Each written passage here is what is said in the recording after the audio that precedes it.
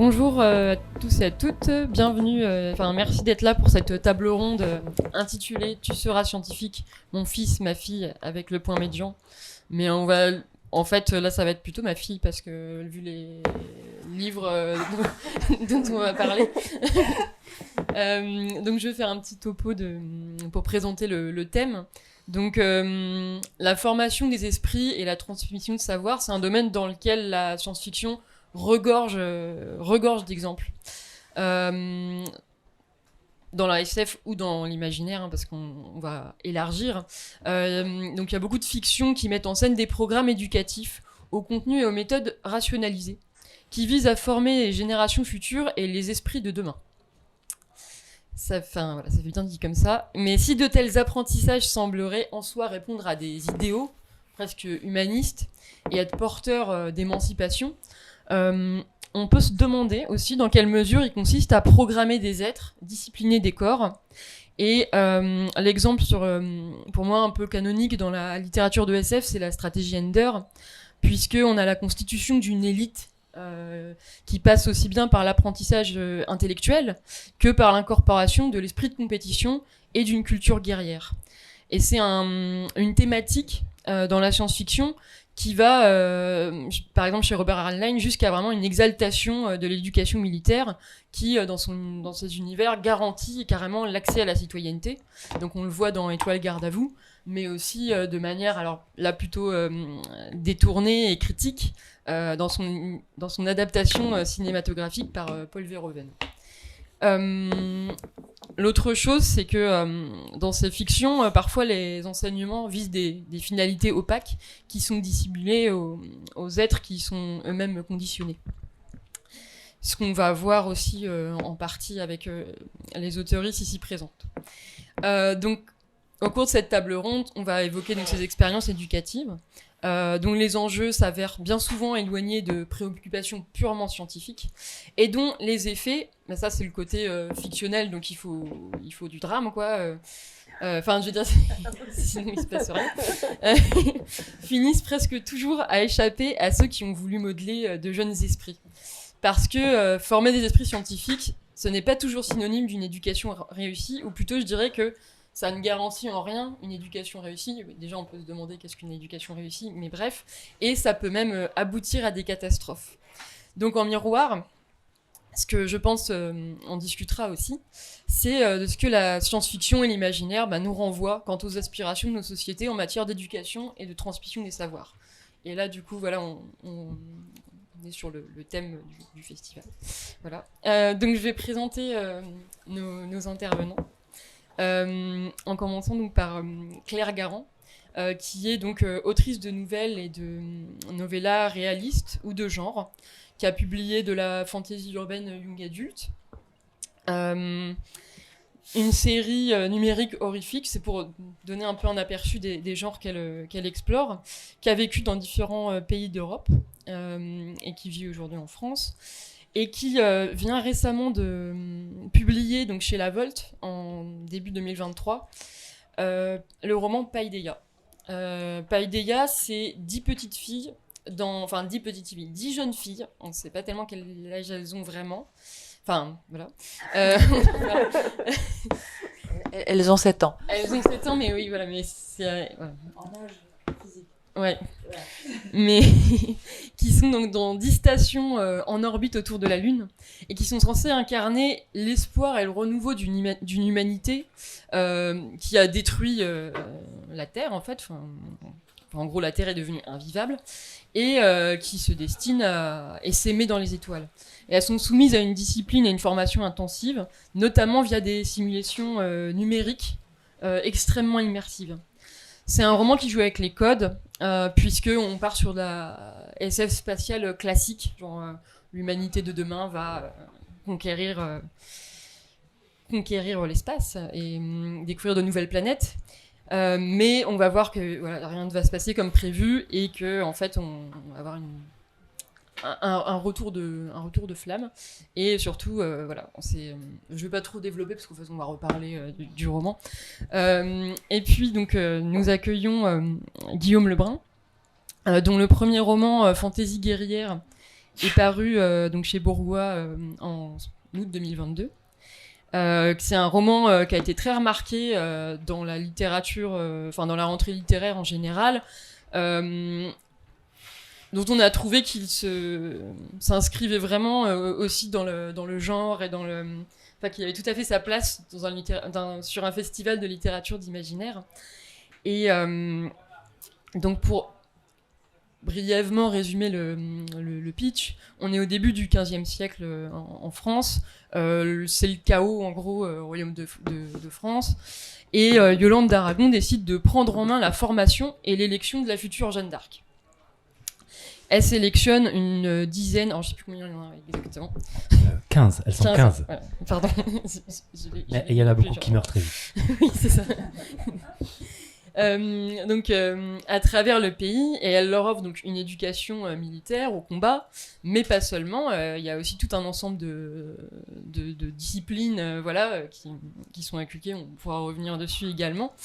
Seulement, ce qui se passe, c'est que c'est pas forcément celle à laquelle on s'attendait, ni même celle que l'histoire a retenue, qui va sortir du lot.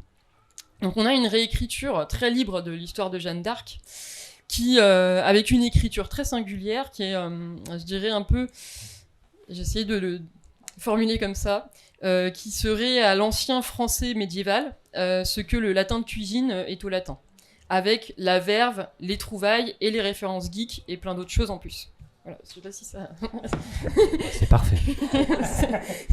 Et ensuite, donc... alors, pour ton partie biographique, Guillaume, donc il y a une biographie un peu particulière, donc je sais pas si... après tu pourras... Mais j'en cite juste un court extrait, des petits extraits, parce que je trouve que ça faisait de manière amusante écho en fait au thème de la table ronde. Guillaume Lebrun a été conçu dans une éprouvette étiquetée avec le numéro. Et puis, l'idée de je suis fabriqué en laboratoire. Alors, voilà. Non mais je sais, je suis un bébé éprouvette. Non, pas plus. Oui, désolé, c'était Non, mais en fait, c'est le... Et donc, pour finir les présentations, donc Claire Duvivier, qui est d'une part éditrice, puisqu'elle a cofondé avec Estelle Durand les éditions Asphalt. Je vais arrêter avec les datations parce que je m'y perds, mais c'était il y a 15 ans ou 13 ans 13 ans. Ouais.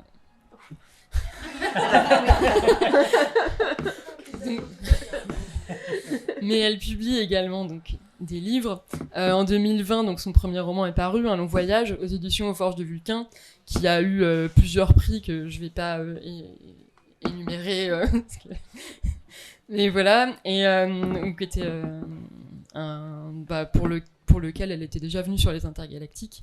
Et puis, en 2021 est paru donc Citadin de demain, également aux Forges de Vulcain, puis Mort-Auger.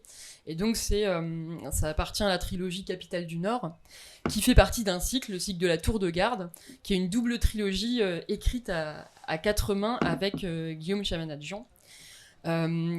Donc, pour rester plus sur la partie Capitale du Nord, donc c'est un roman qui est situé dans la ville, donc c'est un monde imaginaire qui ressemble un peu à un monde de médiéval fantasy, de fantasy, qui se passe dans la ville de De Haven, qui est une ville qui a un côté un peu Amsterdam, vraiment qui se veut le chantre du progrès scientifique, de la technique, qui appuie son économie sur des colonies. Et en fait, dans cette ville, on a donc deux familles d'aristocrates avec, on va dire, assez idéalistes, qui décident de former leurs propres enfants dès le plus jeune âge à tout type de savoir possible scientifique et à les préserver le plus possible des contes, des superstitions qui, eux, sont plutôt renvoyés aux croyances populaires et un peu obscurantistes, quoi. Donc voilà pour la présentation de nos invités. Je vais commencer par une question un peu générale, et puis après je pense que vous rebondirez peut-être. Ce serait de partir en fait du mot qui donne son titre au roman de Claire Garand. qui est la paideia, qui est en grec ancien l'éducation et l'instruction de la perfection et de l'excellence, visant à former les meilleurs citoyens à même de créer la cité idéale. Et ça m'a rappelé en relisant cette définition, en fait, le roman Citadins de demain, puisque c'est aussi de ça qu'il est question. Et alors, je vais pas essayer de forcer toujours la comparaison, mais c'est intéressant, je trouve, de tirer un peu les fils entre vos romans respectifs. Dans Fantaisie guerrière, on est dans la recherche d'une prophétesse.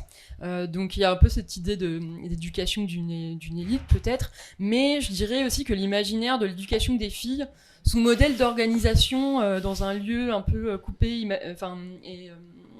imaginé par Yolande, rappelle un peu aussi ces modèles de béguinage, de monial, mais profane pour le coup. Enfin, peut-être c'est pas justifié comme... voilà. Et donc, ma première question, voilà, c'était qu'est-ce que ça vous évoque, ce mot, et cet idéal de formation en vue d'un statut de citoyen vertueux exemplaire. Et voilà, je me tais.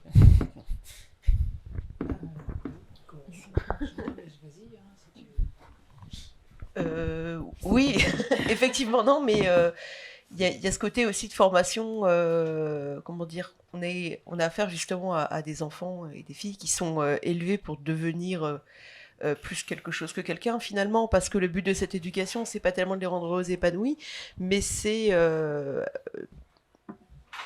pour un idéal assez élevé, et en général, voilà, entre le futur de l'humanité, sauver la France à gauche. Ouais, c'est vraiment devenir les dirigeants de la ville, les citadins de demain, donc vraiment les dirigeants de la ville. C'est effectivement des objectifs qui dépassent vraiment du développement personnel et du coup qui peuvent paraître extrêmement lourds à faire porter à des enfants. Ce qui peut expliquer aussi comme quoi ce projet, même à l'origine, est voué probablement à être un peu compliqué. On ne va pas dire forcément voué à l'échec, mais effectivement, ça revient à faire porter des très lourds fardeaux sur de frêles épaules. Enfin, pas si frêles pour certaines en tout cas, mais voilà. Mais dans tous les cas, oui, c'est une éducation qui vise quelque chose de beaucoup plus haut que le développement de l'enfant qui est concerné, quoi. Je me reconnais tout à fait, par rapport à ce que j'ai souhaité transmettre dans ce roman, c'est tout à fait ça. J'ajouterais juste un petit détail. Tu as parlé des filles, effectivement, et effectivement, il n'y a que des filles dans nos histoires. Je voudrais juste préciser que paideia, le mot grec, s'appliquait normalement aux hommes dans la cité grecque, puisque seuls les hommes pouvaient devenir des citoyens pleinement en capacité de construire cette cité idéale. Les femmes étaient citoyennes, mais c'est pas elles qui allaient construire la cité. Elles allaient elles allaient faire les enfants qui allaient construire la cité. Donc il y a aussi cette question, en plus du fait que l'objectif n'est pas l'épanouissement des enfants, c'est de considérer que ce sont des filles, et que finalement, même si ce sont des filles dans les 3 romans, ce sont des exceptions, je pense. Nous avons à chaque fois évoqué des exceptions. Et je voulais aussi mentionner le fait que cette idée finalement de destination, au sens premier du terme, de destination des enfants, de l'éducation qu'on leur donne, c'est avec un idéal qui est derrière, qui paraît bon au moment où on le crée, mais qui finalement pourrait se révéler ne pas être le meilleur, y compris pour la société qu'on entend créer ou pour la personne qu'on souhaite faire ressortir du lot. Donc il y a vraiment un pari sur une génération avec quelque chose que les personnes qui ont créé ne connaissent pas elles-mêmes, mais qu'elles espèrent voir connaître grâce à cette deuxième génération. Et ce projet-là, c'est aussi celui qui est le destin de ces enfants.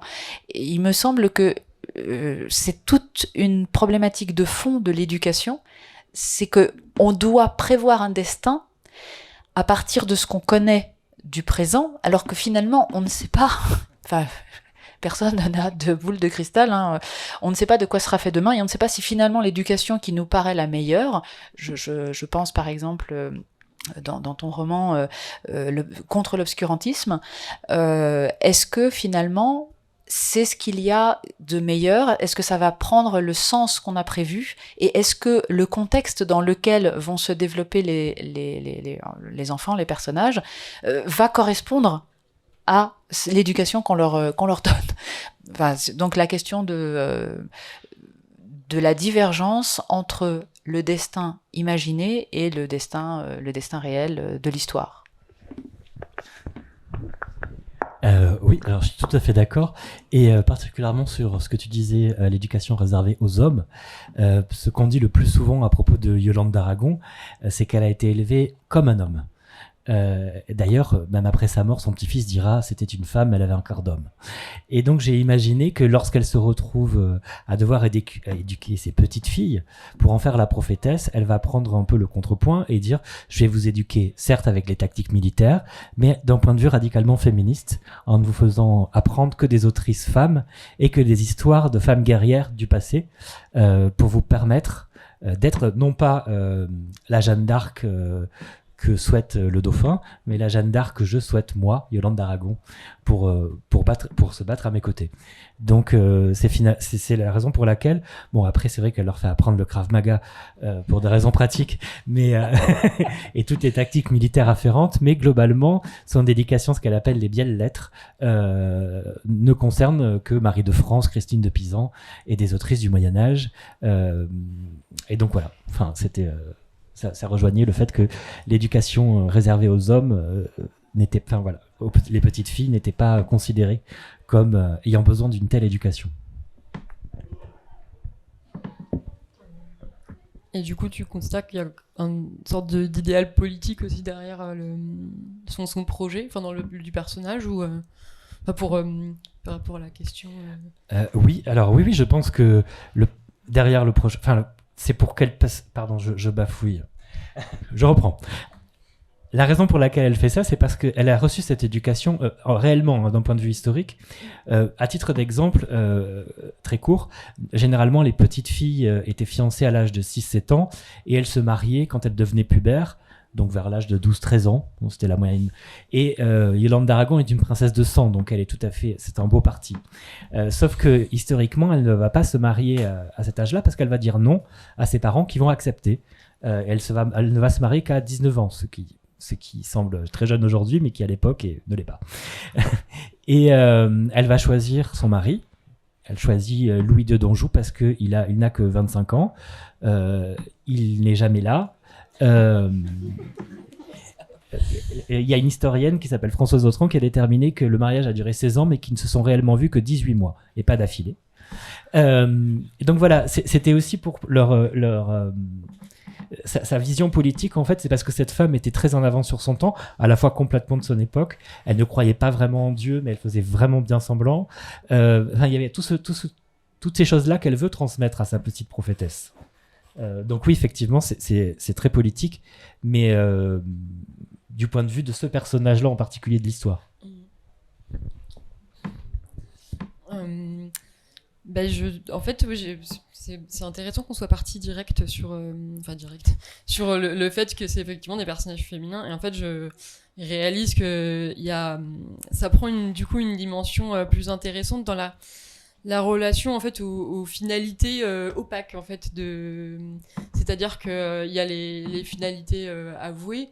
Et puis il y a des qui sont d'ailleurs pas forcément, qui peuvent être questionnées, comme vous le disiez, parce que ça n'aboutit pas forcément, on peut pas savoir en fait dans quel contexte enfin voilà, cette éducation va comment dire germer, ce qu'elle va donner, enfin comment vont agir en fait les gens quoi, enfin les jeunes personnes en grandissant.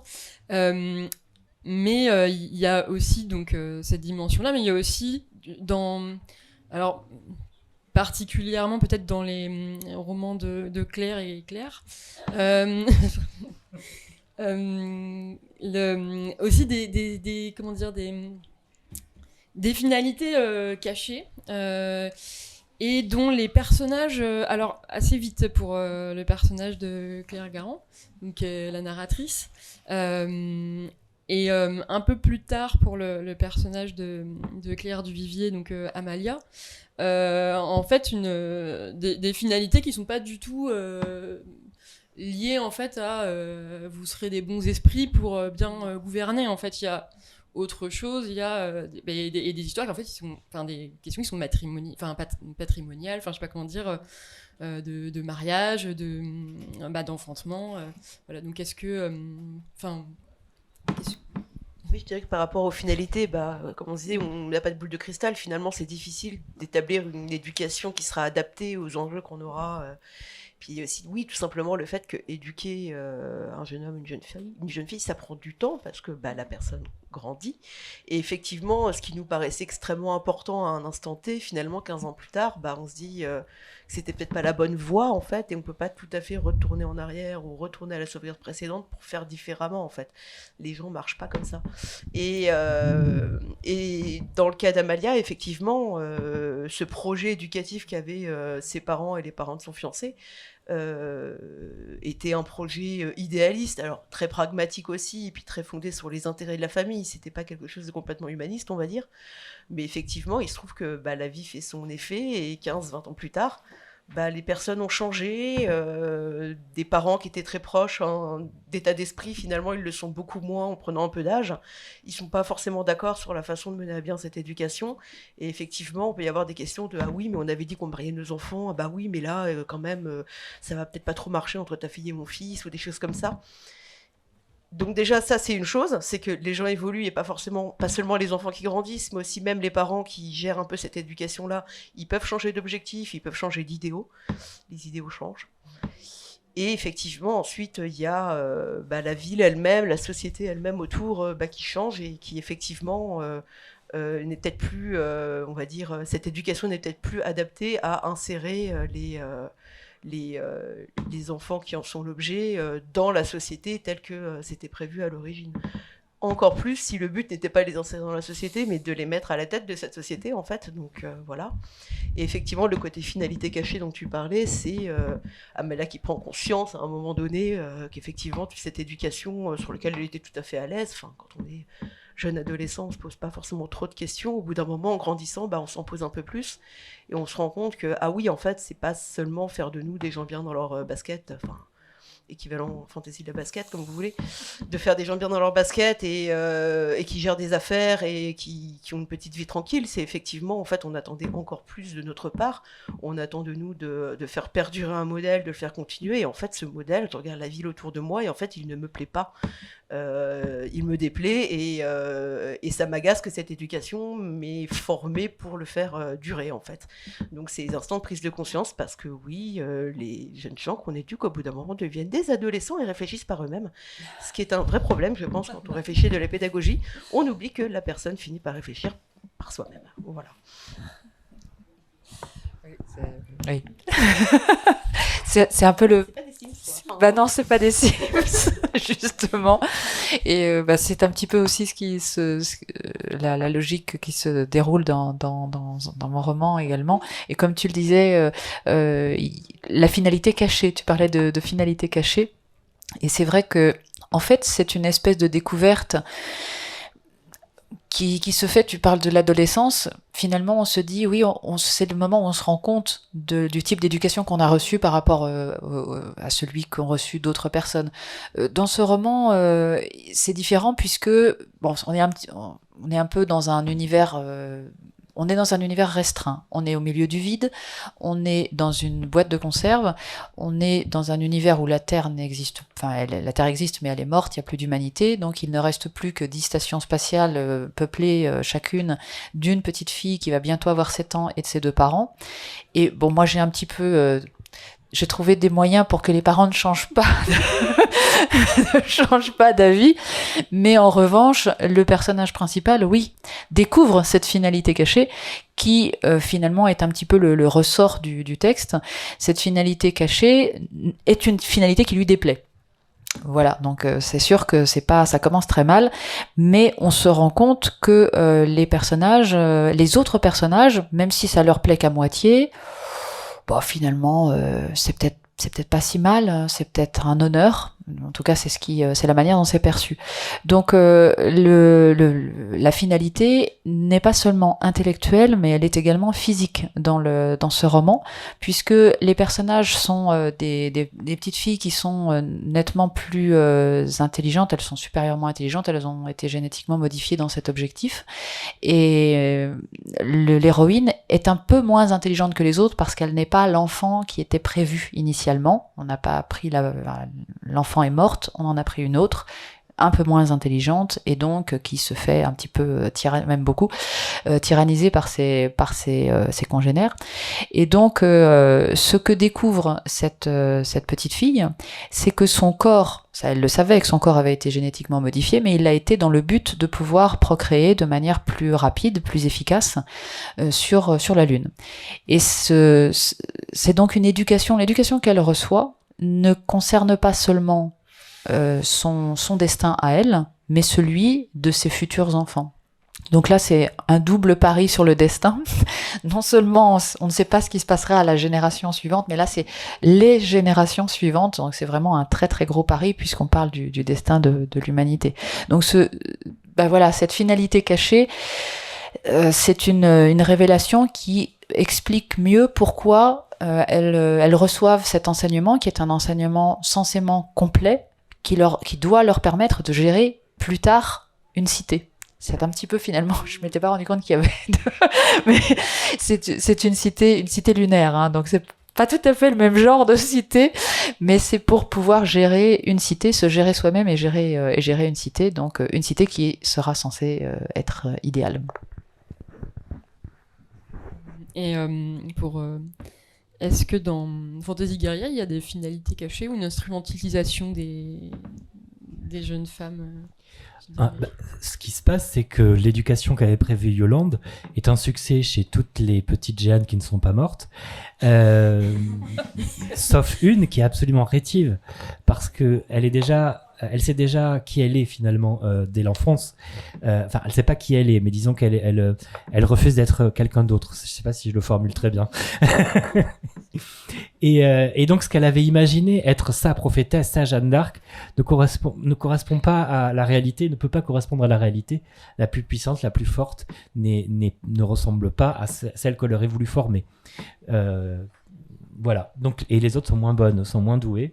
Donc, elles accompagnent, elles comprennent aussi. C'est-à-dire que parce qu'elles sont différenciées par les chiffres. Hein. Il y a, donc, on a Jeanne la 12e, qui est l'héroïne de l'histoire. Et puis, on a la 7e, la 10e, la 11e. Je vais pas vous faire tous les chiffres. Et ses sœurs comprennent très vite que c'est elle l'élu. Pour Yolande, ça met un peu plus de temps parce que, justement, elle avait en tête cette idée de perfection qu'elle ne pourra pas atteindre. Ou qu'elle atteindra, mais en tout cas par des biais détournés. Je réfléchis à la prochaine question. Par quoi je continue parce que du coup, j'ai l'impression dans vos réponses, je vois se dessiner quelque chose en fait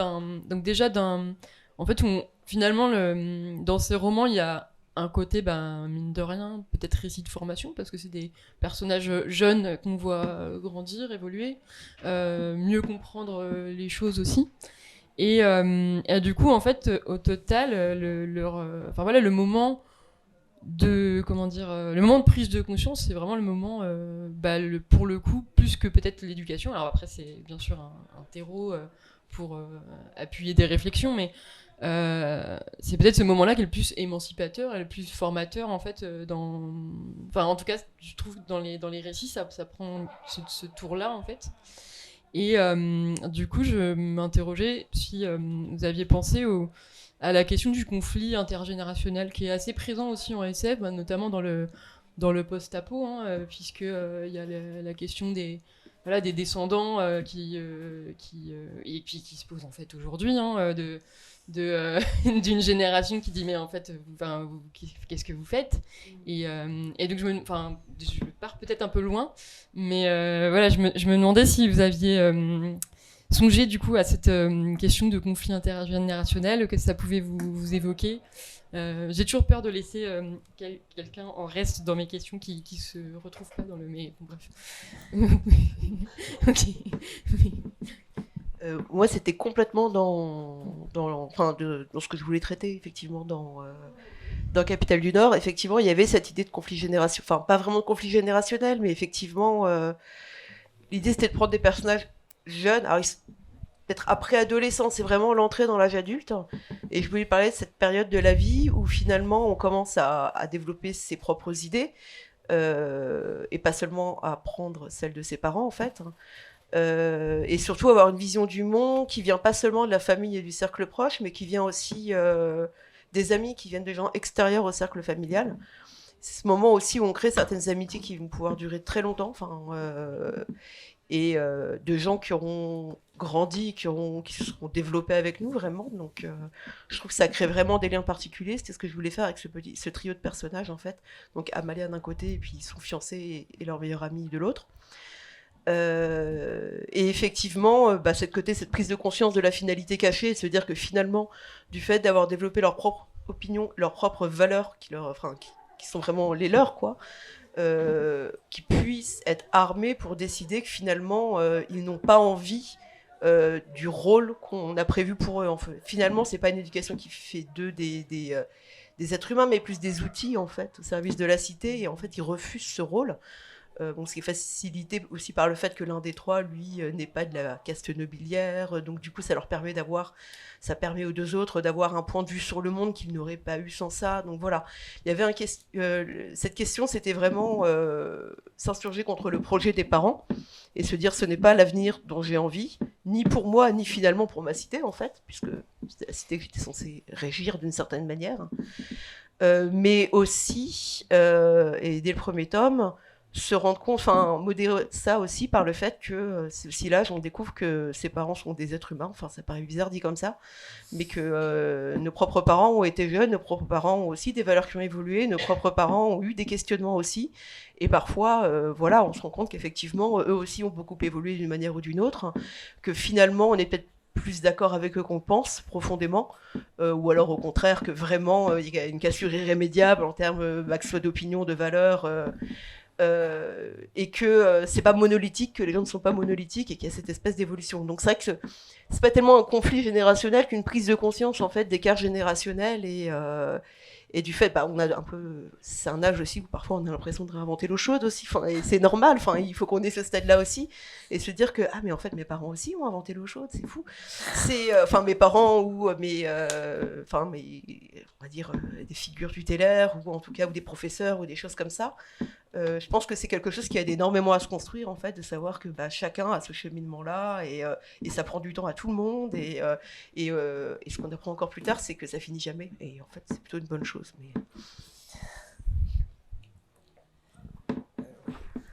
Alors, dans Paideia, il n'y a pas de conflit générationnel, mais pour une raison simple, c'est que ce ne sont pas les parents qui ont défini le projet. Et aussi pour une autre raison que je ne peux pas dire pour ne pas déflorer l'histoire. Mais principalement, ce ne sont pas les parents qui ont défini le projet, qui ont choisi de créer les choses comme elles se déroulent, de créer cet avenir, de tout créer en fait. Donc les parents, entre guillemets, sont aussi instrumentalisés que les enfants. Et à ce titre, ça ne peut pas être contre les parents que les petites filles pourraient éventuellement se rebeller, d'ailleurs, en théorie. Disons que, en théorie, disons que ce n'est pas, en tout cas, ils sont les représentants, bien sûr, de ce destin qui leur est imposé, mais ils n'en sont pas les créateurs, ils n'en sont pas à l'origine. Donc le conflit n'est pas sur la question du changement des valeurs entre différentes générations, mais plutôt sur tout simplement des valeurs. C'est un conflit de valeurs, un conflit de choix, de choix de vie, de choix de destinée, et de pouvoir faire ce choix, donc de libre arbitre, bien plus qu'une question de génération. Donc je dirais que c'est un tout petit peu plus abstrait peut-être, puisque justement ce ne sont pas quand ce sont les parents qui incarne cette vision du passé, ou une vision où ceux qui imposent le choix, bon bah il y a quelqu'un contre qui se retourner, peut-être il y a quelqu'un avec qui parler.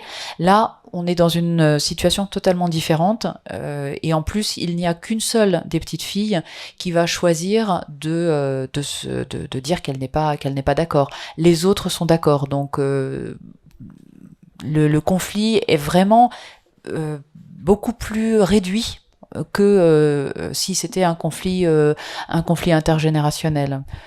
D'où la différence. Voilà. Mais ça n'empêche pas qu'il soit fort, parce que c'est un conflit de valeurs, et un conflit de valeurs, c'est forcément fort, voire violent. Moi, il n'y a pas vraiment non plus de conflit intergénérationnel. C'est plutôt que Jeanne la XIIe va tomber amoureuse de Yolande d'Aragon, ce qui va constituer un problème puisqu'elle ne peut pas lui adresser la parole, elle ne parvient pas à lui parler. Et en même temps, c'est pas exactement de l'amour, c'est plutôt qu'elle est le père et la mère qu'elle n'a jamais eu. Et à l'inverse, Yolande a une image prédéfinie de ce que doit être une jeune femme, une jeune fille, et cette fille n'est pas ce qu'elle espérait, excusez-moi. Non, mais parce que, pardon, je vais entrer dans le vif du sujet, parce qu'elle est grosse, lesbienne et cannibale. Ce qui n'était pas vraiment prévu. Et il faut que Yolande d'Aragon accepte.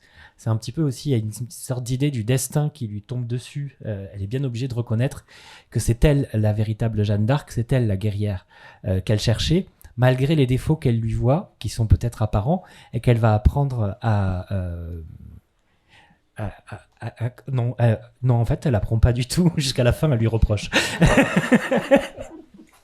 Et la Jeanne la deuxième, elle idéalise Yolande d'Aragon, alors que normalement le lecteur et la lectrice voient que c'est également une femme pleine de défauts, même si elle s'en défend en permanence également.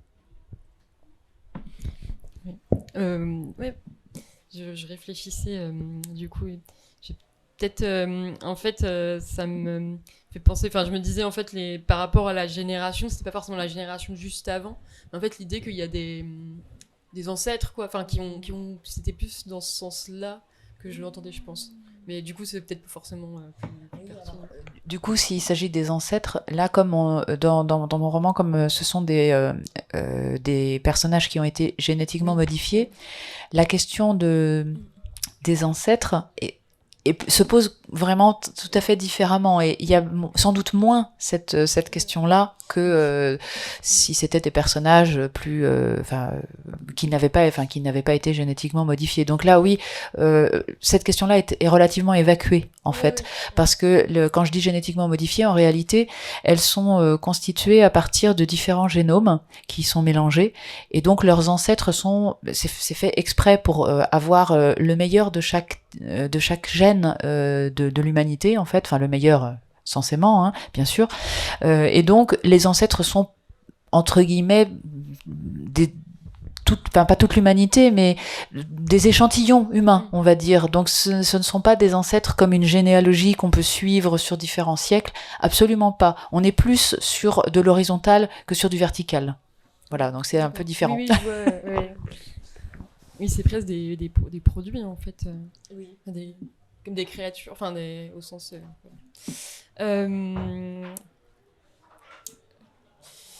Je voulais passer sur le contenu des enseignants, parce que du coup, les romans développent un peu quand même ce que ces personnages apprennent, et surtout, donc d'une part, l'intensité avec laquelle ils apprennent. Enfin, dans le roman de Claire, c'est apprendre de tout le temps, enfin, c'est-à-dire sur une espèce genre rien ne doit vraiment être du loisir, et puis il y a cet aspect pléthorique, encyclopédique du savoir, où on égrène les disciplines presque comme dans, alors c'est bien l'éducation de Pantagruel, quoi. Il y a moi ça m'a renvoyé à ce côté voilà humaniste, voilà d'homme total, quoi, enfin avec un savoir encyclopédique.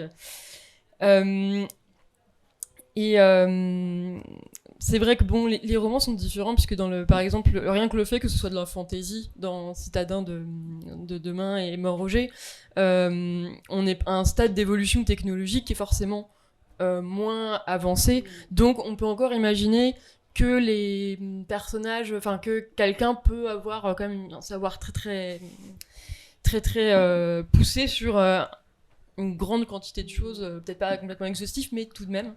Et la partie, on va dire, mais par contre, ce qui se passe, c'est qu'il y a une partie qui échappe à la rationalité scientifique, et ça, comment dire, l'éducation n'a pas prévu du tout ce caractère-là qui est inhérent à l'univers en fait de la tour de garde. Et puis, dans Paideia, il y a une dimension vraiment vertigineuse aussi. Enfin, elles doivent parler chaque jour dans une langue différente. Enfin, ça fait pas très envie.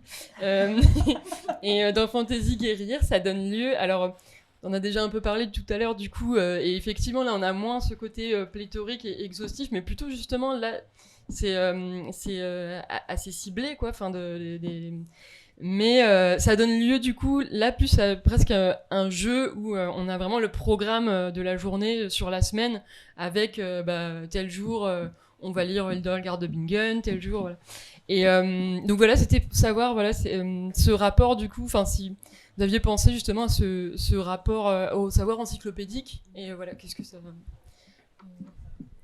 Comme tu disais, effectivement, il y a le côté un peu rabelaisien, l'éducation, c'est l'honnête homme, ou femme du coup, en l'occurrence, où effectivement,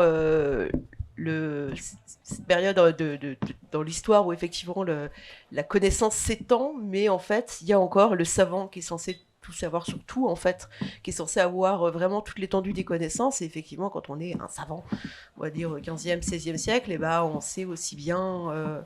les plantes, les mathématiques, les étoiles, l'astronomie aussi, tant qu'on y est, voilà. Et l'idée, c'était ça, c'est qu'effectivement, le savoir est immense, mais il faut absolument que ces citadins de demain aient tout à accumuler, en fait, à intégrer, évidemment avec l'accent mis sur ce qui sert et ce qui rapporte du pognon, parce que c'est un peu quand même le but de tout ça.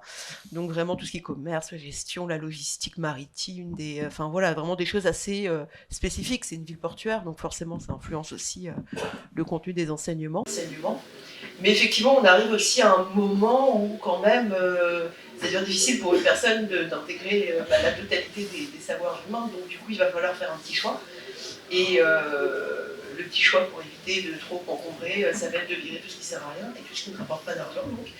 Alors bon, la littérature, c'est très clair, vraiment aucun intérêt, la poésie, laisse-moi rire, les mythes, superstitions. Donc du coup, leur idée en fait, dans cette éducation spéciale qu'ils donnent à leurs enfants, dans le roman, c'est de virer tout ce qui a trait à la fiction en fait et au développement de l'imaginaire, avec dans l'idée que l'éducation idéale et c'est cette accumulation de connaissances encyclopédiques, où effectivement, si on garde ce qui est pragmatique, raisonné et qui est basé sur des connaissances fiables et stables en fait, on peut je sais pas, ouvrir la tête des enfants et avoir un petit classeur affiche, en fait, finalement. Donc c'est cette vision-là de l'éducation, évidemment, qui nous paraît ridicule maintenant, mais qui ressemble justement, avec ce côté encyclopédique, à savoir qu'on peut tout savoir sur tout, c'est possible. Là, en l'occurrence, le choix qui a été fait, ça a été de se débarrasser de ce qui fait finalement la grandeur de l'être humain. Et le problème, c'est qu'en fait, on ne peut pas complètement étouffer l'imagination chez les gens, c'est pas possible, ça ne marche pas. Ça reviendra toujours d'une façon ou d'une autre, et c'est précisément ce qui se passe au Capitale du Nord. Alors, moi, ça se passe plus tard, donc on est censément dans un univers dans lequel il y a effectivement plus de connaissances, donc c'est plus difficile à acquérir, mais bon, comme ce sont... J'ai choisi des personnages qui sont supérieurement intelligents, c'est pratique. Voilà, donc elles sont en capacité d'apprendre énormément de choses. Le programme, oui, effectivement, elles parlent chaque jour une langue différente, parce que le programme, il n'est pas seulement encyclopédique, il l'est aussi, il est encyclopédique, mais il est aussi patrimonial et pragmatique. C'est-à-dire qu'il est encyclopédique parce qu'il y a énormément de choses à connaître pour pouvoir, sur la Lune, il faut maîtriser énormément de domaines. Il n'y a qu'à voir la formation des astronautes quand ils partent. Ils ont la tête bien pleine. Ça c'est sûr. Donc voilà, il y a déjà tous ces domaines, toutes ces matières à maîtriser, toutes ces connaissances qui sont des connaissances scientifiques, bien sûr. Mais il y a un côté patrimonial. Ce sont les dernières représentantes de l'humanité. Donc forcément, il faut qu'elles sachent des choses humaines, y compris des choses qui ne sont pas forcément utiles. Enfin, utiles. La littérature, par exemple. Qui sont au cœur, effectivement, de nos vies, en fait. Et donc, d'où les langues, alors que ça n'a pas de sens, a priori, de choisir de parler dans une langue particulière, mais chaque langue ayant sa vision du monde, elles apprennent aussi à s'exprimer dans ces langues différentes selon des prismes variés. Et le troisième axe, c'est vraiment le patrimoine, c'est-à-dire qu'elles apprennent vraiment des choses qui n'ont pas de sens pour elles. Alors ça n'est pas un élément sur lequel j'ai beaucoup insisté parce qu'il y a déjà pas mal d'éléments au niveau de l'univers, mais elles apprennent à voir, en particulier dans les simulations, des lieux, des choses, des vêtements, des différents éléments qui n'ont pas de sens, mais qu'elles apprennent. Elles savent que ça existe, et pour autant, ça n'entre absolument pas dans leur quotidien. C'est-à-dire que pour elles, ce sont des choses un petit peu comme... précisément, peut-être un peu comme de la fiction. Par exemple, elles vont utiliser des expressions qui ne peuvent pas être liées à... par exemple, il n'y a pas d'animaux dans les stations spatiales, donc elles ne vont jamais... Enfin, il y a des animaux synthétiques, les animex, qui sont leurs animaux de compagnie, mais ce ne sont pas des animaux, par exemple, il n'y a pas de vaches. Je donne juste un exemple, il n'y a pas de vaches dans la station spatiale. Mais elles savent que les vaches existent. Mais elles ne vont pas dire « oh la vache », par exemple. Ça ne va pas être une exclamation qu'elles vont utiliser. Donc on a ici un côté à la fois patrimonial, un côté à la fois encyclopédique, et aussi donc cette vision qui va être nécessaire pour la création de la cité et la gestion de la cité. Et en fait, on se rend compte, même si ça n'est pas... Il y a pas mal de choses qui sont un peu sous-entendues, mais elles ont chacune choisi, ou en tout cas elles pensent avoir choisi chacune, un domaine de compétences. Et alors le lecteur n'est pas dupe, hein. En tout cas il est moins dupe qu'elle. On se doute bien que si elles ont chacune un domaine de compétences, il s'est passé quelque chose quelque part à un moment. Mais pour elles ont chacune leur passion. Il y en a une qui s'intéresse au système politique, il y en a une qui va s'intéresser à l'architecture, l'autre qui va s'intéresser à la gestion des déchets et de l'eau, etc., etc. Donc on voit que le programme, c'est vraiment un programme, le programme n'est pas seulement pour elles, mais pour ce qu'elles pourront transmettre aux générations futures, donc ce côté patrimonial qui est important. Alors, dans Fantasy Guerrière, il y a une large part qui est consacrée au désapprentissage, alors secrètement au désapprentissage de l'hétéropatriarcat, mais plutôt centré sur la religion catholique et le dogmatisme de la foi. Il y a notamment des séances de cours où Yolande explique les incohérences des évangiles et comment répondre aux idiots qui remarquent, ce genre de choses. Enfin, donc elle va en fait leur permettre d'acquérir un savoir caché, qui est caché par les hommes et par la société dans laquelle elles ont grandi, et donc récupérer une part de leur histoire par ce biais-là. Et encore une fois, la première des choses, c'est d'abord d'essayer de comprendre pourquoi un type qui pouvait changer l'eau en vin n'avait que 12 amis, dont un qui trahit. Ça n'a pas de sens.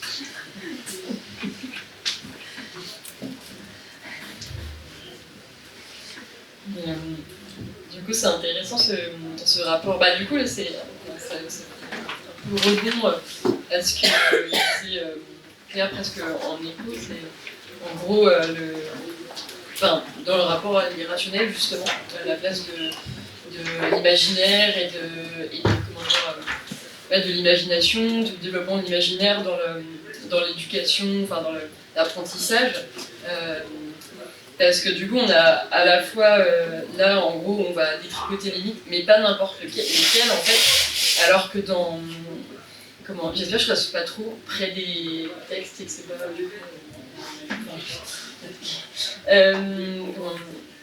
mais parce que du coup, dans les... c'est marqué, en fait, socialement, à chaque fois. Parce que là, du coup, les mythes qu'on détricote, c'est les mythes de l'hétéropatriarcat. Donc, en fait, en soi, il y a quelque chose d'émancipateur, et en écoutant, je me dis, quand même, l'éducation, alors certes, ça donne pas très envie d'aller se battre et de mourir à 10 ans, mais il y a quelque chose quand même de plus... qui fait plus envie dans le éducatif, pardon. Mais voilà, donc c'est détricoter les mythes en fait, qui sont liés à la domination, alors que dans Citadin de demain, c'est tout.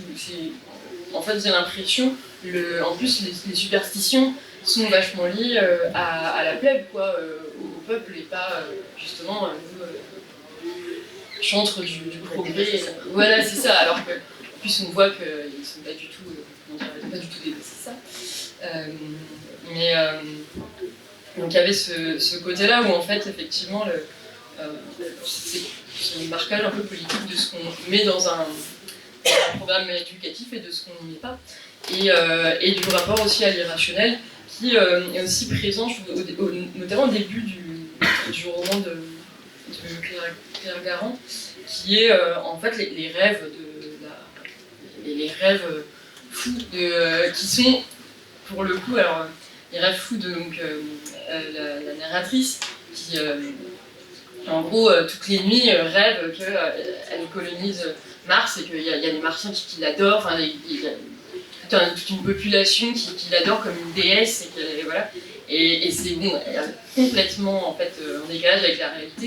Et ce qui était intéressant, c'est que cet imaginaire-là, mais je le trouvais presque directement importé de la science-fiction, quoi. Donc voilà, peut-être pour cette question de l'irrationnel et puis du prisme, en fait, au fond social et politique de ce qu'on apprend.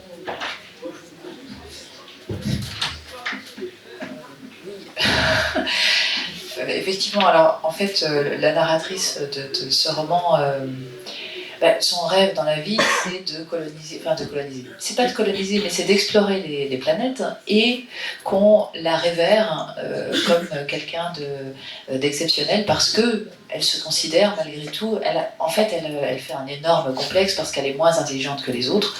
Elle n'a qu'une intelligence de 4,2 sur l'échelle de Breuer-Rostoka qui n'existe pas. Et qui est donc sur 5, et alors que les autres ont une intelligence au minimum de 4,5. Donc comme elle est hyper complexée, eh bien elle rêve qu'elle est plus adulée que les autres et qu'elle va réussir ce que les autres ne vont pas réussir et que tout le monde va l'adorer en effet comme une déesse, c'est vrai, avec décerner des statues, et c'est vrai que cet imaginaire, finalement, c'est vrai que c'est irrationnel, mais c'est ce qui va lui donner la force de se rebeller. Alors, ça peut paraître bizarre de se rebeller à partir de rêves aussi délirants, mais disons que son désir d'être accepté finalement par ses condisciples va se manifester de cette manière-là. Puisqu'on ne veut pas de moi, alors eh bien je ferai sans vous et je ferai mieux que vous, voilà. Et donc c'est cet imaginaire-là qui est complètement irrationnel, alors qu'elle est élevée dans une logique quand même très technique, très scientifique, très logique, et que finalement ses rêves sont sa part d'irrationnel, la part qui va lui permettre quelque part de se sauver, de chercher un moyen d'évasion de cet univers qui est comme un univers carcéral, parce qu'elle est quand même dans une espèce de boîte de conserve dont elle n'est jamais sortie depuis sa naissance. Elle doit descendre sur la Lune le jour de son 7e anniversaire avec les autres petites filles, mais elle n'a jamais encore mis les pieds sur la Lune. Donc cet irrationnel, c'est sa part à la fois de rêve, de force, de pouvoir. C'est là, dans cette partie-là, qu'elle va puiser l'énergie de dire non et d'agir pour que ce destin qu'on lui impose vole en éclats. Alors évidemment, après, ça marche ou ça marche pas.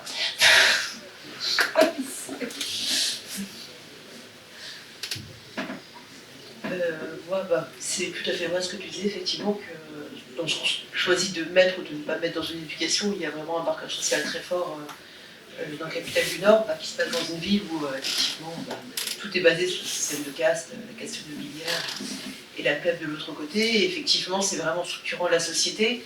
Et effectivement, au moment de concevoir une éducation destinée à l'élite, évidemment, on met de côté tout ce qui est assez lié, tout ce qui est lié finalement au mode de vie des gens considérés comme inférieurs, donc la hémoturie concrètement. Et effectivement, tout ce qui est contre les gens de superstition, ça en fait partie. Le problème, c'est que de toute façon, ça fait quand même partie de l'existence, que les gens le veulent ou non, en fait. Et là, en l'occurrence, ça va revenir dans la vie des personnages d'une façon, en général, on est toujours puni par la façon dont on a péché, on va dire, mais en l'occurrence, à force d'inculquer à ses enfants l'espèce de culte pour la méthode scientifique, et ils vont appliquer la méthode scientifique à quelque chose qui, pour le coup, n'est pas fait pour la méthode scientifique. Donc, juste pour vous situer un petit peu, pour être un peu plus spécifique, l'un des enfants, son père, est un collectionneur d'antiquités, de choses comme ça, il spécule dessus, ça rapporte pas mal de sous, c'est pas mal. Donc du coup, il a transmis ça à son fils, qui lui aussi aime bien tout ce qui est antiquité, va chercher des vieux objets, des vieux livres, et donc à force, il va tomber sur un très vieux livre de magie. Et évidemment, la magie, il n'y croit absolument pas, parce qu'il a été élevé comme ça, donc ce qu'il va faire, c'est que, méthode scientifique, reproduisons un sortilège, pour voir comment ça se fait que les gens ont pu penser que ça pouvait marcher. Donc voilà. Et donc finalement, c'est comme ça que ça déchaîne un peu. C'est un peu le début des catastrophes qui vont se passer à De Haven, parce que ça fait revenir la magie dans une ville qui avait réussi un peu à l'étouffer sous le tapis. Et j'aimais bien un peu l'ironie narrative de ce côté-là, à savoir que en même temps, c'est un peu la clé de Barbe Bleue. Tu peux aller partout sauf là, évidemment, où est-ce qu'on a envie d'aller, là où c'est interdit, c'est fatal. Oui, alors, l'irrationnel. Alors, en fait, ce qui se passe, c'est que Yolande d'Aragon est immédiatement plongée dans l'irrationnel. Et c'est une femme très pragmatique, et donc elle va rationaliser l'irrationnel. Et les visions qui lui viennent dans ses rêves concrets, elle plonge physiquement dans la vision à un moment donné, elle va les accepter comme faisant partie de sa réalité, et pour mener à bien une mission, parce que évidemment sauver le royaume de France, elle s'en fout complètement. En vérité, je ne vais pas révéler, mais elle a un autre but, en tout cas, à la fois pour avoir une Jeanne d'Arc et pour se passer. Mais c'est aussi parce que l'époque, je trouve, ressemble à la nôtre, c'est-à-dire que plus personne ne comprend plus rien sur quels sont les enjeux exacts, quelles sont les forces en présence. Donc cette espèce de chaos autour d'elle, et dans le royaume de France, ça n'a même pas de... non, parce que, pardon, excusez-moi, je digresse, mais quand la vraie Jeanne d'Arc arrive chez les Armagnacs, elle vient de dire « je viens sauver le royaume de France ». Et à cette époque, ça n'a aucun sens de dire « je viens sauver le royaume de France ». Qu'est-ce que c'est ? Est-ce que c'est la part des Bourguignons ? Est-ce que c'est la part des Armagnacs ? Est-ce que c'est... c'est beaucoup plus tard que le royaume de France va vraiment être constitué. Pour l'instant, c'est le bordel absolu. Et donc, ça permet l'irruption aussi de choses beaucoup plus fantaisistes, fantastiques, sans que ça décontenance véritablement la narratrice, parce que... voilà.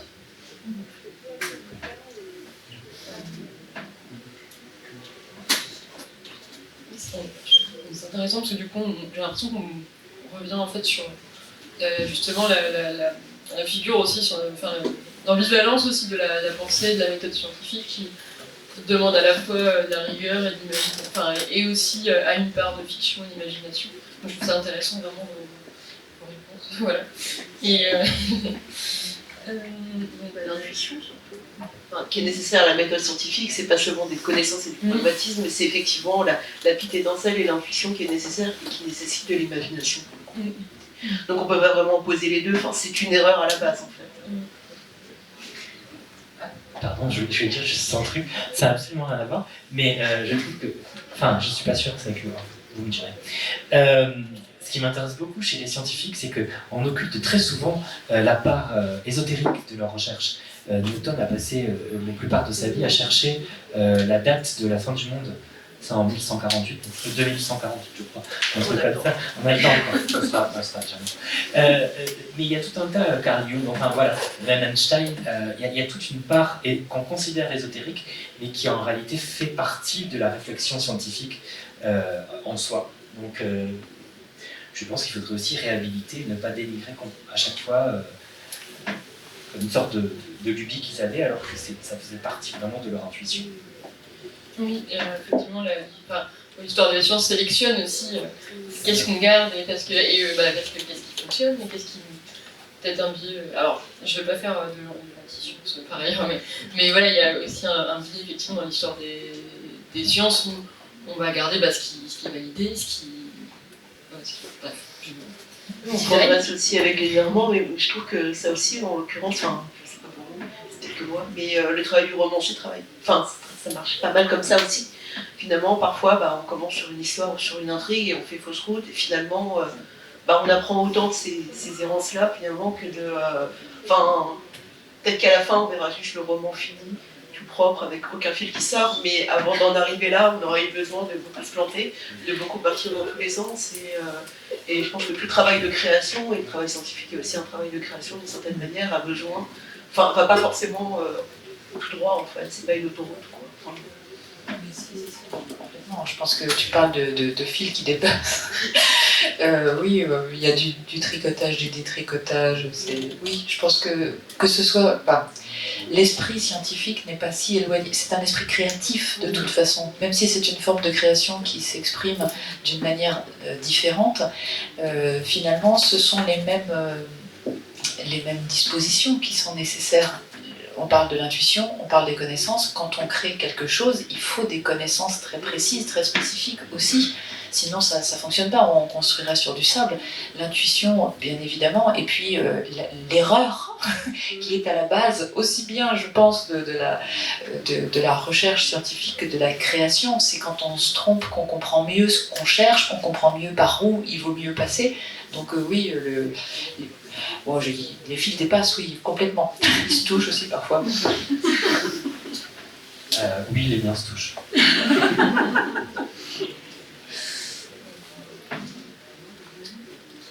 Je sais pas si vous voulez ajouter des choses, je sais pas si on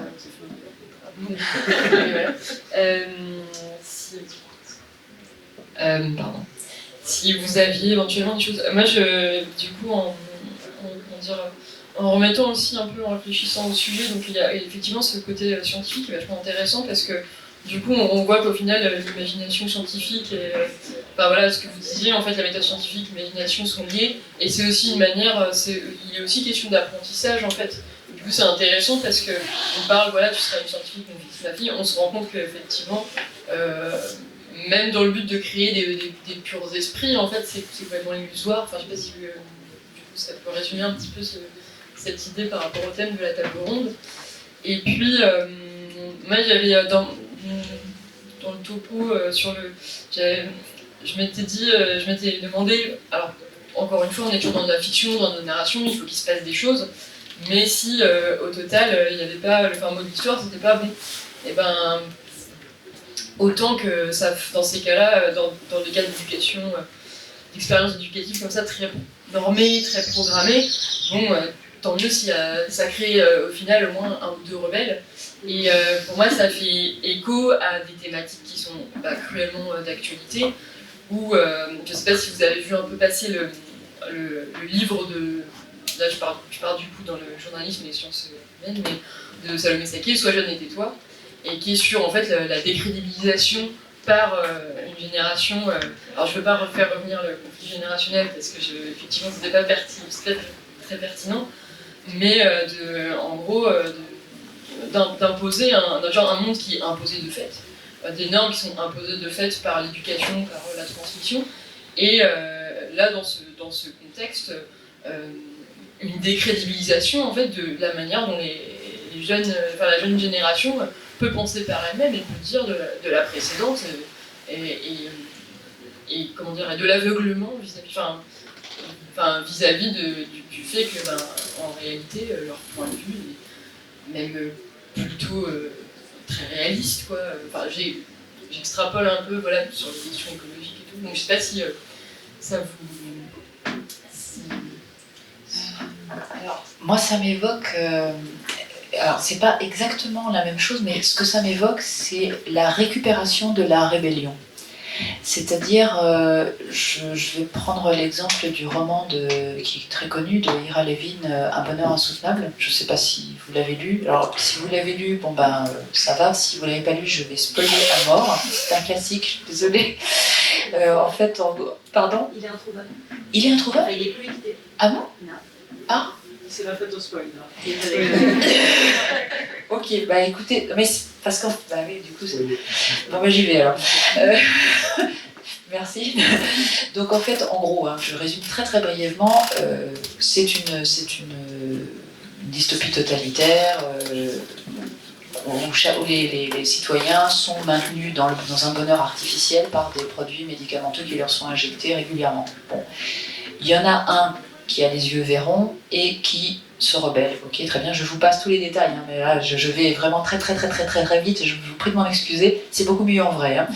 Et donc à la fin, il réussit à trouver une île sur laquelle se trouvent les créateurs de cette dystopie totalitaire et évidemment il part pour dire bon bah il faut que ça s'arrête et ce qui l'attend sur l'île c'est en gros, c'est toi qui as gagné, tu vas pouvoir faire partie du groupe des créateurs, parce qu'on n'est pas éternel, on n'est pas immortel. Donc voilà, c'est-à-dire que le rebelle, en fait, il est... oui, c'est assez un petit peu pessimiste. Hein. Non, bon, ça finit quand même bien, je vous dis pas complètement tout, quand même, mais bon. Mais donc voilà, donc le rebelle, il est prévu par cette forme de société, cette forme de dystopie totalitaire. Et on a déjà prévu comment non pas comment s'en débarrasser, mais comment le recycler. C'est génial, c'est écologique. Comment le recycler pour en faire un membre actif, un moteur de cette même dystopie totalitaire, ce qui est quand même assez fort. Et c'est une manière un petit peu, alors c'est pas les jeunes n'ont rien à dire, on les muselle, c'est plutôt s'il y en a un qui l'ouvre, on sait très bien ce qu'on va faire avec, on va le ramener avec nous et il va nous aider à museler tous les autres et tous les suivants. Donc voilà ce que ça m'évoque. J'ai peut-être une tournure d'esprit, mais je pense que voilà, c'est quand même un élément intéressant aussi à prendre en compte quand on parle de rebelles. Voilà. Extrêmement optimiste sur la réalité. C'est plein d'espoir, merci. Alors, en fait, ça finit bien le roman de Levin. Bon, j'essaie d'être un peu optimiste. Distribution de Xanax sur Radio à la sortie. Mais c'est vrai que par rapport à ce que tu disais, Anne, c'est effectivement, c'est illusoire de penser qu'on va tracer le chemin de nos enfants et qu'effectivement, de toute façon, le monde de demain, ce sera le leur et pas le nôtre. Donc ce sera de toute façon à eux d'en faire ce qu'ils en veulent. Enfin, après, on leur file dans un état lamentable, je sais bien, mais on nous l'a filé dans un état lamentable aussi, c'est une longue chaîne de responsabilité. Mais effectivement, oui, il y a toujours le côté il faut absolument élever son enfant comme ça pour être sûr qu'il puisse réagir comme ça, ou alors l'excès inverse, à savoir je vais apprendre des techniques de survie comme ça quand ce sera la fin du monde, ce sera lui qui survivra dans son bunker et ce sera nos gènes qui sont toujours là, enfin bon, bref. Et autre truc farfelu, mais dans tous les cas, on ne peut pas tout prévoir et j'imagine qu'il faut un certain lâcher prise là-dessus et effectivement prendre de haut en fait la révolte des jeunes, c'est aussi une façon de refuser ce lâcher prise en fait. C'est continuer de pouvoir juger de ce que le jeune doit penser, de ce que le jeune doit faire. Parce que ce qu'on attend, ce que la plupart de ces gens attendent des jeunes, c'est justement comme dans le Capitaine du Nord, c'est qu'ils fassent perdurer le système, alors qu'on voit très bien tous que ce système ne fonctionne je vais dire, ne fonctionne plus, n'a jamais fonctionné, mais qu'en gros, on est face à un système qui ne fonctionne pas et que concrètement, nous, on n'a pas su trouver les clés pour trouver quelque chose qui fonctionnait. Donc voilà, vouloir forcer à tout prix les jeunes à rentrer dans ce moule-là et à continuer de le faire, c'est... Voilà, enfin, pourquoi continuer à courir vers le mur? Le mur se rapproche, quoi. J'avoue que j'avais une finalité cachée derrière cette question, c'était de relier à l'actualité, parce que dans chaque table ronde intergalactique, apparemment, on finit par dire que c'est la faute du capitalisme, et on a des dit. J'allais dire ça, absolument. Non, mais cette bourgeoisie de fin de race, pardon, je vous fais ça, mais c'est pas vous. Cette bourgeoisie de fin de race qui attaque violemment la jeunesse, alors depuis qu'ils ont trouvé le mot woke, ils s'en vont encore. Genre, avant c'était islamo-gauchiste, enfin bon. C'est pas exclusif. Non, c'est vrai. Non, mais ils sont, et comme les attaques sont très médiatisées, elles sont d'autant plus violentes. Moi, je me souviens donc de Greta Thunberg qu'on attaque sur son autisme en imaginant que ça la décrédibilisera, alors que non, au contraire. Et je crois que c'est cette fin de règne qui provoque la génération précédente, je ne sais pas à quel âge on pourrait mettre le curseur, mais enfin, sent bien que la société lui échappe, comme c'est clair. Et donc, elle s'agrippe à leur précaré, enfin, à leur privilège qu'il faudrait abolir dans une nuit du 4 août extrêmement sanglante. À mon sens, je suis robespierriste. On se retrouve à quelle heure quand on... Merci beaucoup à tous les trois. Je ne sais pas si on a le temps pour peut-être une ou deux questions. Peut-être pour les 5 minutes, une dernière question. Ouais, tiens, quelle surprise. Désolée, j'ai souvent des questions.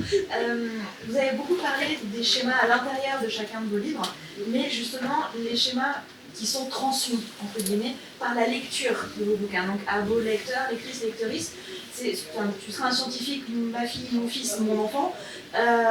Quand on lit vos bouquins, en fait, on peut aussi facilement s'identifier en tant que femme, en tant qu'enfant, en tant qu'adolescent. Justement, est-ce que des fois vous avez un peu envie de parler déjà de votre propre adolescent intérieur? Vous auriez aimé lire ce que vous avez écrit à l'âge de vos protagonistes, ou dans votre lectorat, des personnes qui vont déjà parler de référencement, justement, d'un peu de miroir par rapport aux aventures de vos héroïnes. Est-ce qu'eux-mêmes ont eu ce genre de sentiments, ce genre de rébellion, ce genre de choses-là? Est-ce que vous avez déjà fait des parallèles avec votre lectorat, des retours sur ce sujet-là dans les chroniques, ou est-ce que vous en espérez? Ça fait beaucoup de questions.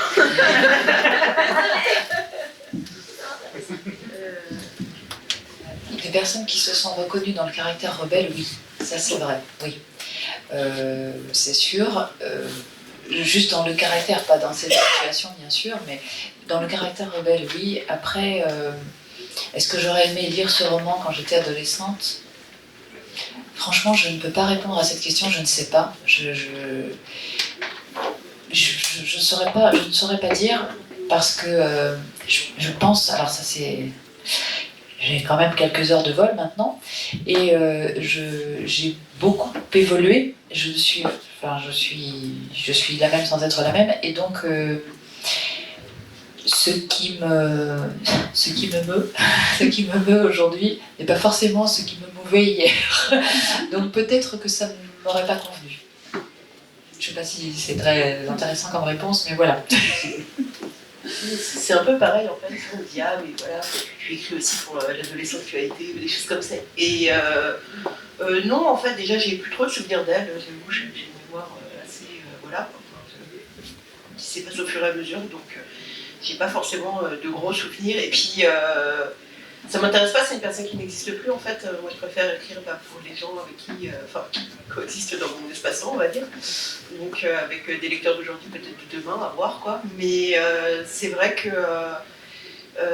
en général les lecteurs et lectrices qui peuvent éventuellement se reconnaître ou au contraire ne pas se reconnaître, oui c'est plus sur le caractère, le tempérament, Madame Ala, cette odeur d'esprit un peu particulière effectivement. Moi ça me touche toujours, ouais, les gens disent qu'effectivement on voit tout à fait ce que c'est cette façon de penser, ce genre de femmes qui se reconnaissent. Et pour d'autres, c'est insupportable. Donc c'est bien parce que du coup voilà, j'ai l'impression d'avoir fait une personne réelle en fait et assez clivante, mais effectivement c'est qu'il y a le plus intéressant qu'un personnage qui laisse indifférent. Mais après, pour les questionnements, je pense que c'est des questionnements assez, comme je disais, après on remonte un peu toujours sur nos parents essaient de nous inculquer des choses et nous essayons d'inculquer des choses à nos enfants, donc c'est quand même une longue chaîne.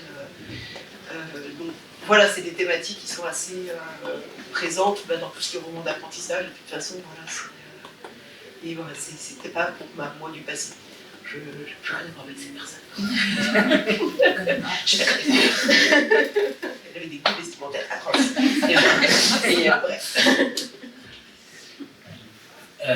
Non, j'avais pas écrit non plus pour moi du passé. C'était plutôt aussi, peut-être que si. Je suis en train de faire ma psychanalyse en direct. C'était plutôt une question de représentativité queer. J'ai grandi avec, quand on est PD, on meurt du sida. Quand on est lesbienne, on ferme sa gueule. Globalement. Et c'était ce qui était montré dans les romans, dans les films. Voilà. Donc après, c'est une littérature très importante, avec l'IDR et tout ça. Vraiment, ça ne présageait pas un très bon avenir pour les personnes LGBT. Alors heureusement, c'est notamment la littérature de l'imaginaire qui s'est emparée depuis plusieurs années et qui a fait des choses extraordinaires sur ce sujet-là. Précis, mais oui, et puis la représentation des corps, notamment des corps gros, en 3D, parce que on associe toujours le fait d'être gros à un problème, que ce soit un problème psychologique ou un problème, je ne sais pas, génétique, quoi que ce soit. Et finalement, il m'a fallu attendre très très tard dans ma vie pour voir, notamment à la télévision, un gros PD très content de lui. Enfin, très content de lui. Très bien dans sa peau. Et moi, c'est pour ça que mon héroïne est grosse, elle est grosse comme moi, parce que elle s'en fout. Voilà. Donc c'est peut-être pour le petit gros qui mangeait tout seul à la cantine que j'ai voulu avoir une héroïne absolument féroce et qui envoie chier tous ceux qui la contrarient. Donc, je pense qu'on va du coup clore cette table ronde. Merci beaucoup à toi. Merci. Merci à vous.